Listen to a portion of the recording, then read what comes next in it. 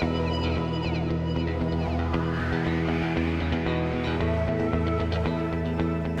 evening, everybody. It's a pleasure to be here. Thanks for coming out on this winter dry season night. I'm going to share kind of the federal perspective, give some time to let you see the real work that's being done here in Brevard County with the Save Our Indian River Lagoon program. And I can assure you, a lot is being done. In fact, I don't remember a 90-day period in my entire 40 years of work that are busier than this past month and the 2 months that are coming up. So I'm going to take you for a little ride for the moment. And the first thing I get asked everywhere I go, whether it's in a bar, or at an event like this, is how does the water look? And thankfully, right now, it doesn't look like these pictures, which we all remember, just in the last few years with brown tide up here, cyano blooms down South Lagoon, some strange red tides that weren't really red tides in Cocoa Beach. They were non-toxic, but I remember, I think Florida Today asked me what I thought, and I made the stupid comment that I thought it was biblical. It was right near Easter. And of course, it was Dr. Duane De Freese says the red tide's biblical. So you got to be careful what you say with these water quality issues. But I'm really happy, to say that water quality is much improved this year. We have been blessed by good weather, and good weather for us is it's been dry. Not today, but it has been dry in general. And so if you want to look at the lagoon in general, we are flashy. The system can change overnight. Just a few weeks ago, Mayor Frank Gattino, who you may see here a little bit, we took a ride out Grand Canal. Water quality was exceptionally clear. Almost 6-foot visibility, and 3 hours later when we came back, you could see little boiling blooms in the Grand Canal. So this system is vulnerable. It's going to remain vulnerable for a number of years until we can get the projects that are underway continuing to move forward, and it's all about nutrient reduction. But the good news for this year, which really shows the resilience of this system, and I think it shows our ability, if we give this system just a little bit of help, it will recover, is that we've seen about a 20% improvement in seagrasses. And this picture shows you that some of what you think, if you're out there and it looks really green, may actually not be seagrasses. It may be macroalgae. We'd prefer to have seagrasses, but we're glad to see some of the sediments having vegetation because it stabilizes things. So we're hoping the weather continues to help us out, but the bottom line is it's going to be infrastructure improvements that will improve this lagoon over the long haul. And I want to show you what we're doing at the National Estuary Program and give you a bigger perspective about what's happening. And really, this is all about the plumbing. It's about, old, antiquated, and insufficient wastewater treatment plants. It's about septic systems. We have about 300,000 septic systems in the Indian River Lagoon. The state of Florida does not inspect them, and so it's difficult to know which are working, which aren't, but 100% of those tanks all deliver nitrogen and phosphorus to groundwater. We have muck in the system. We have large and small stormwater. And so when I get asked, and I know you may ask this question later tonight, what should we do first? The answer isn't putting these all in a line. We have to do all of this. And so for the city of Oak Hill, it's going to be septic to sewer. For some other areas, it may be large stormwater, but we need to move every project we can with the money that we have to take nutrients and other pollutants out of this system and stop them at the source. And we are in a moment. I was just up in Tallahassee all day yesterday, and everywhere I went, it was about the challenges of infrastructure for the state of Florida. This is a national dilemma.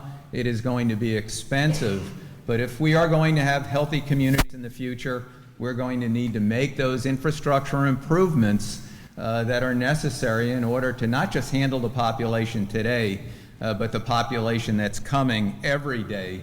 So there is a cost of doing nothing, and we're bearing some of that cost today because we've not put enough emphasis on operation and maintenance and upgrades on these systems. And this is what we look like from a population standpoint. we're bringing about 850 to 1,000 people a day into the state. So we are at pre-recession levels.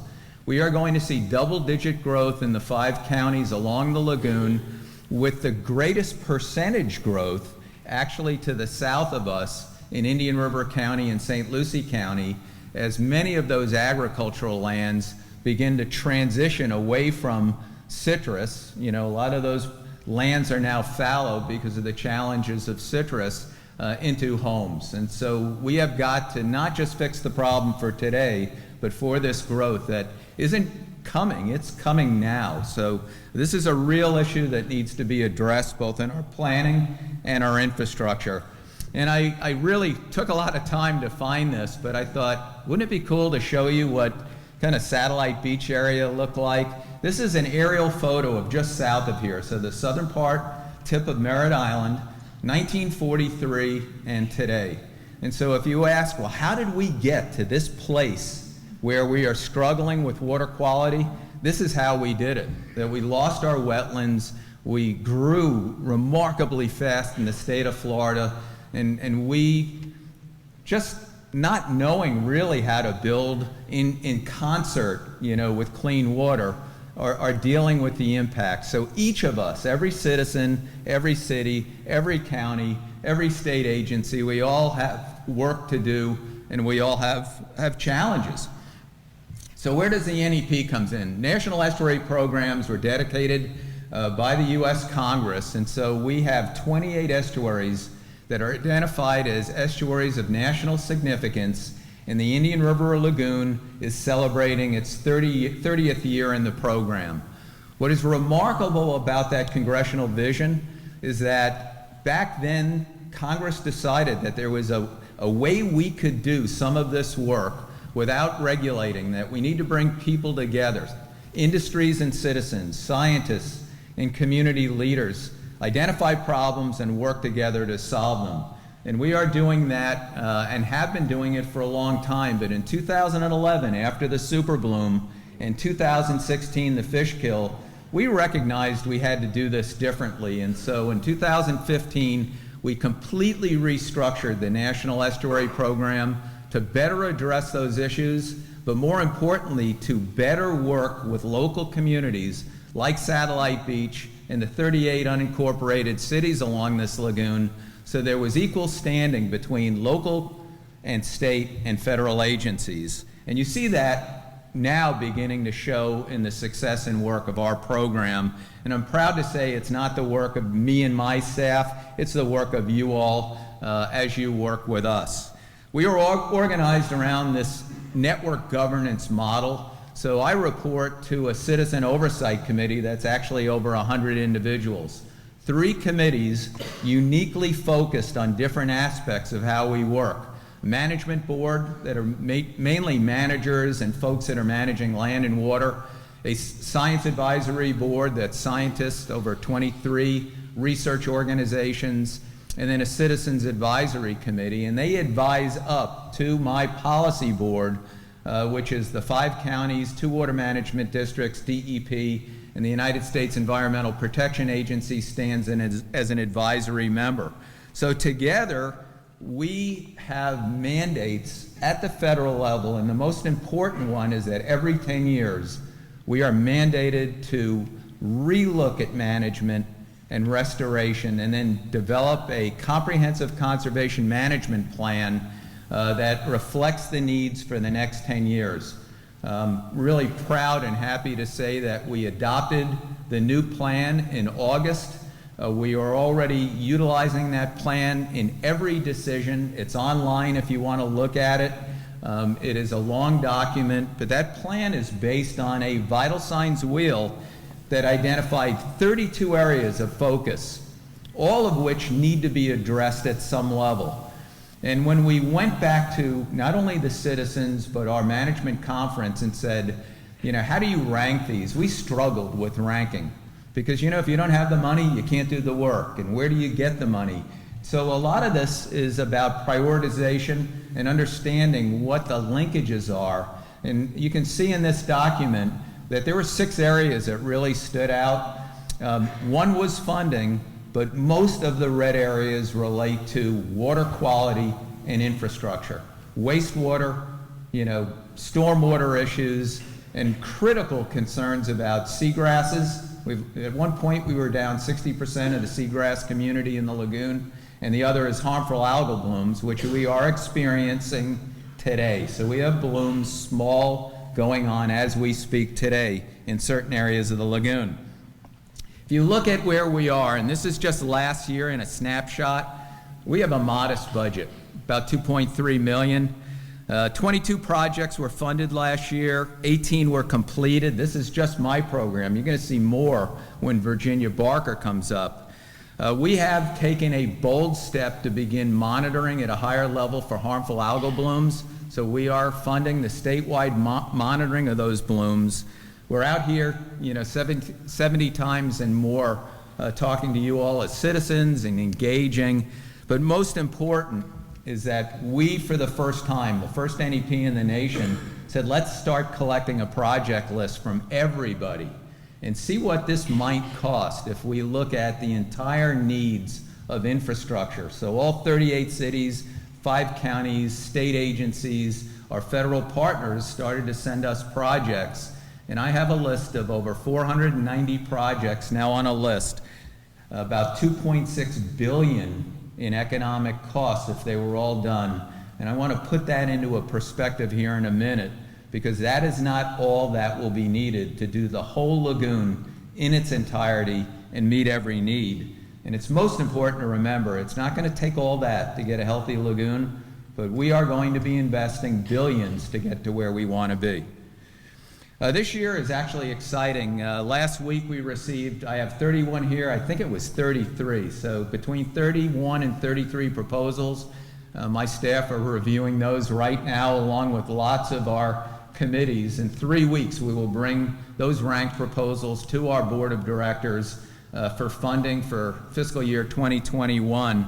But you can see we're working in water quality, habitat restoration, scientific research. We're doing a really neat project right here in Satellite to look at how nutrients flux off muck and how oxygen and other treatments might work. And also, working again on a lot of public engagements. So quickly, if you look at the actions we need to take, what do we need to respond to? What do we need to restore? What do we need to remove? When you start to add up the science, the infrastructure, climate change and sea level rise, we are looking at billions of dollars of need. And we're estimating about $4 to $5 billion to do the real work. And it doesn't have to happen right away. Some of this may be a decade or two down the road. And the first thing I hear is this: what? How are we ever going to pay for this? And the answer is that there are lots of revenue streams, federal, state, local. There are lots of mechanisms to do this. You don't do it all at once. You prioritize, you move forward. And we have seen in estuary after estuary, Chesapeake Bay, Narragansett Bay, Puget Sound, that if you fix infrastructure, if you reduce nutrients and other pollutants that get into the system will recover, and it will recover many times quicker than you might think if you put the right pressure in the right places. And so we are lucky, and in fact, you should all congratulate yourselves. When we passed the Save Our Indian River Lagoon half-cent sales tax, that was not just historic for Brevard, that was historic at a national level. When you look at the possibility, of $500 billion coming down the pipe over the next 10 years, $500 billion, 48 million coming in each year. We're talking about a lot of money. And so, did I say trillion? I'm sorry. I was up in Washington too, and I'm thinking about the federal stuff. So I'm sorry. I got ahead of myself. I was going, man, that budget, I got to get some projects on that. So you figure 48 million a year. We got $500 million coming in. You're going to see how well that money is working for you now, and it's going to accelerate with projects. And that is historic. It's what I call a catalytic investment. It has caught the attention of the people in Tallahassee. We have some things happening in Washington, which I'll mention in a second, that are making me excited. And so we are going to get there, and nobody needs to suffer along the way. We can do this as a community. We have evidence to show that it's worked other places, and it's just about staying at the game and moving forward. We're going to have, I wish I had it today, an annual report from last year, and we reached out to our partners and said, you know, we're doing all this work, almost 50 projects under contract last year. We'd like to see what you all are doing, and our partners sent 166 projects. So you're going to get a glimpse of what the county's doing, but that's not all. Every county and every city is moving forward with projects. In our annual report, which will be available in a few weeks, you'll be able to get a glimpse of some of those highlighted projects. And so we'll have that out shortly. And it's all about partnership. Nobody can do this alone. Satellite Beach can't do this as a city without local support from the state, support from the NEP, support from the feds, that together we can kind of cobble together our intelligence, you know, our expertise and our funds and actually move this forward to a healthy lagoon. So I'll leave you with this last thought. A number of years ago, 2016, we had a couple independent studies done to look at the economic value of the Indian River Lagoon. It generates about $7.6 billion a year to our regional economy. So if I'm going to invest $4 billion to restore the system, and I'm getting $7.6 billion back, you know, that's not a bad return on investment. But these two independent projects looked at return on investment in real value terms. And in fact, for every dollar spent in restoration, somewhere between $20 and $33 of value are either preserved, you know, or gained.